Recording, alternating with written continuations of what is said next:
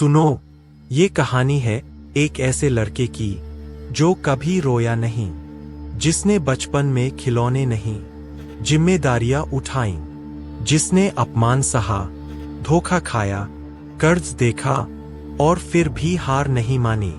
ये कहानी है ईशान की, एक ऐसा लड़का जो रेलवे स्टेशन के प्लेटफॉर्म से उठा और स्टेज की रोशनी तक पहुंचा। लेकिन ये सफलता की कहानी नहीं है, ये जिद की कहानी है, ये आंसू रोक लेने की कहानी है, ये गिरकर फिर खड़े होने की कहानी है। अगर आज तुम टूटे हो, अगर आज तुम्हें लगता है कि सब खत्म हो गया, तो ये कहानी तुम्हारे लिए है। ध्यान से सुनना, क्योंकि शायद इसमें तुम्हारी ही परछाई छुपी है। चलिए शुरू कर। बारिश हो रही थी, तेज, बेरहम, जैसे आसमान भी किसी पर गुस्सा निकाल रहा हो। रेलवे स्टेशन के प्लेटफॉर्म नंबर 3 पर एक लड़का बैठा था। फटे जूते, गीली शर्ट और आंखें बिल्कुल सूखी। उसका नाम था ईशान। लोग कहते थे ये लड़का कभी रोता नहीं, लेकिन सच ये था, वो अंदर से इतना रो चुका था कि अब आंसू बचे ही नहीं थे। बचपन, जहां सपनों की जगह जिम्मेदारियां थीं। ईशान का बचपन खिलौनों से नहीं, कर्ज की बातों से भरा था। पिता एक दिहाड़ी मजदूर, माँ बीमार, घर कच्चा, छत टपकती थी। जब दूसरे बच्चे स्कूल के बाद खेलते थे, ईशान ईंट ढोता था। 14 साल की उम्र में उसने समझ लिया था, जिंदगी किसी को आसान नहीं मिलती, कुछ लोग पैदा ही लड़ने के लिए होते हैं। वो दिन जिसने सब बदल दिया। एक शाम पिता काम से लौटते समय दुर्घटना में चले गए। घर में सन्नाटा, माँ की चीखें और ईशान की आंखें फिर भी सूखी। लोग आए, रोए, सांत्वना दी, लेकिन उस रात जब सब चले गए, ईशान ने पहली बार आसमान की तरफ देखा और धीरे से कहा, अब मैं हूं। बस 2 शब्द, लेकिन उसी पल एक बच्चा आदमी बन गया। शहर, उम्मीद या जाल। 17 साल की उम्र में वो शहर चला आया। कंधे पर बैग नहीं, जिम्मेदारियां थीं। पहली नौकरी, होटल में बर्तन धोना। दूसरी, रात में गार्ड। तीसरी, दिन में डिलीवरी बॉय। नींद 3 घंटे। सपना 1, माँ का इलाज। अपमान की आग। एक दिन डिलीवरी देने गया, महंगी सोसाइटी। दरवाजा खुला, एक आदमी बोला, इतना टाइम क्यों लगा? काम नहीं आता तो मत किया कर। दरवाजा उसके मुंह पर बंद। ईशान चुप। लेकिन उस दिन उसने तय किया, एक दिन मैं दरवाजे के इस तरफ खड़ा रहूंगा। गिरावट। उसने पैसे जोड़कर छोटा सा स्टार्टअप शुरू किया, लोकल प्रोडक्ट्स की ऑनलाइन बिक्री।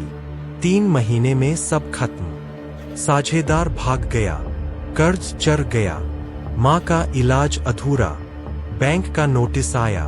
उस रात वो पहली बार टूटा, लेकिन फिर भी रोया नहीं। अंधेरी छत और एक फैसला। वो छत पर बैठा था, नीचे शहर की रोशनी, ऊपर काला आसमान। उसने खुद से पूछा, क्या मैं सच में हार गया? अंदर से आवाज आई, हार तब होती है जब तू मान ले। उसने मुट्ठी भींच ली, मैं नहीं मानूंगा। खुद को बदलने की आग। उसने 6 महीने दुनिया से दूरी बना ली। कोई पार्टी नहीं, कोई शिकायत नहीं, बस सीखना, पढ़ना, गिरना, उठना। उसने डिजिटल स्किल सीखी, कोडिंग सीखी, मार्केट समझा। दिन में काम, रात में खुद पर काम। धीरे धीरे वो बदल रहा था। दूसरा मौका। इस बार उसने अकेले शुरुआत की। छोटे क्लाइंट, छोटा ऑफिस, किराए का कमरा। पहला महीना 8,000 रुपए। दूसरा 15,000 रुपए। तीसरा 32,000 रुपए। पहली बार माँ का पूरा इलाज हुआ। डॉक्टर ने कहा, अब खतरा टल गया है। ईशान बाहर आया, आसमान की तरफ देखा। आंखें फिर भी सूखी थीं, लेकिन दिल भीग चुका था। 5 साल बाद एक बड़ा ऑडिटोरियम, हजारों लोग, स्टेज पर नाम पुकारा गया, Ishaan Mehra, young entrepreneur of the year. तालियां, कैमरे, लाइट्स।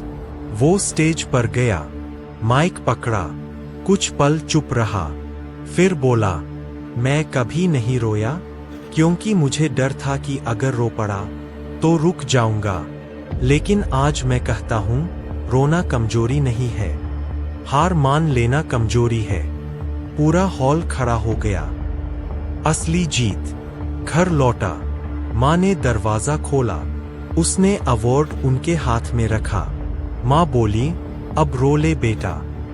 और उस दिन, सालों बाद, ईशान रोया, जोर से, दिल खोलकर, क्योंकि वो हार का नहीं, जीत का आंसू था।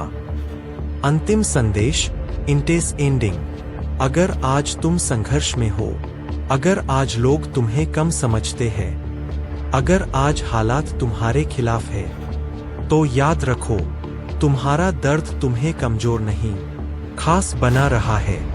हर अपमान, हर असफलता, हर ताना तुम्हें तराश रहा है।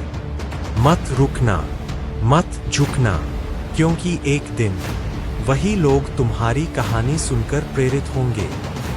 सीख। जिम्मेदारी इंसान को समय से पहले बड़ा बना देती है। असफलता स्थायी नहीं है। मेहनत का असर देर से दिखता है, पर गहरा दिखता है। और जो खुद से वादा निभा ले, उसे दुनिया नहीं रोक सकती।